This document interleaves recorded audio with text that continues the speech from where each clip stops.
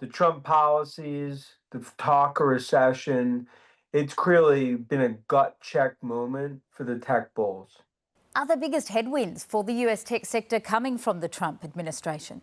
Yeah, look, the Trump administration, they're changing the rules of the game. You don't know what export controls are going to look like for chips. Tariffs, are they real or not? What does the China tariffs ultimately mean when it comes to chips? I think that's part of the issue. It's a game of high stakes poker, but it's really been so many variables. It's almost like a bazooka of news coming out every day. And I think investors are starting to just put up the white flag because there's just such concerns about the news flow. And so, do you accept that the tariff war, the chip export controls, and rising recession risk is hitting business confidence now?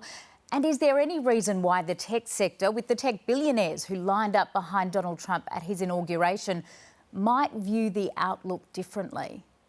Yeah. Well, confidence, it's a self-fulfilling prophecy, right? And I think that's been the issue as we've seen in the past.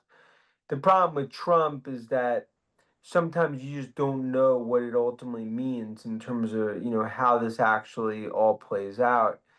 I do think when it comes to tech, can Trump ruin the AI revolution trade? I think that's the biggest concern. That's why NVIDIA, Palantir, Microsoft, kind of front and center in a lot of the sell-off. And look, those are the darlings of the market. And I think that's why it's been, just such a massive sell-off is growth investors are heading for the hills, not understanding the rules of the game. Is that a risk? Could Trump ruin this sector? Look, I think Trump definitely in the near term could, ruin this AI party, in terms of the chip controls, tariffs. Can you actually throw into a technical recession? I mean, that's something Trump can do.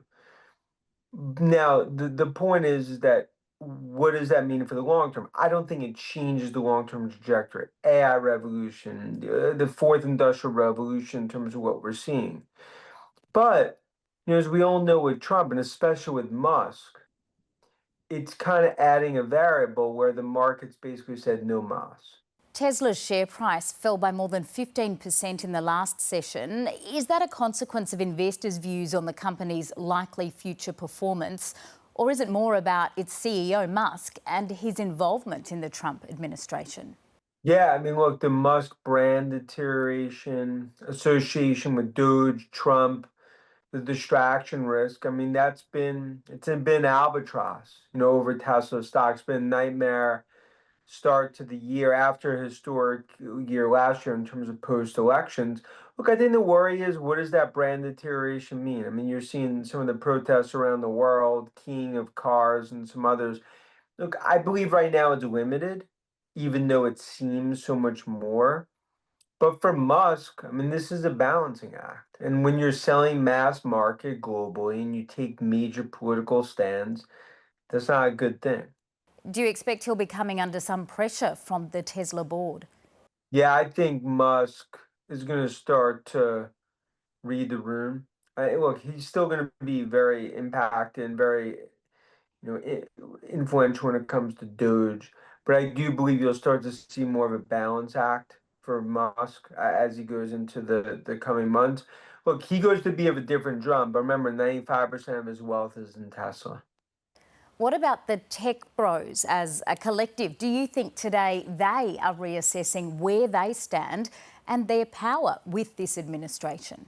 Yeah, look, in terms of the tech bros and sort of the view of Trump, I do think there is a benefit of the doubt to see where he actually takes us over the next 6 months. Because with Trump, sometimes the near term could be dramatically different, if you look at 30, 60 days. But with that said, I think there's definitely a doubt. I think we're starting to see something that's much more hawkish when it comes to tariffs, and it's caused chaos. And I think that it's one thing to do threats, but when the threats turn into sort of unintended consequences, that's the biggest worry, and that's what you're seeing in the market. Always good to hear from you, Dan Ives. Thank you. Thank you.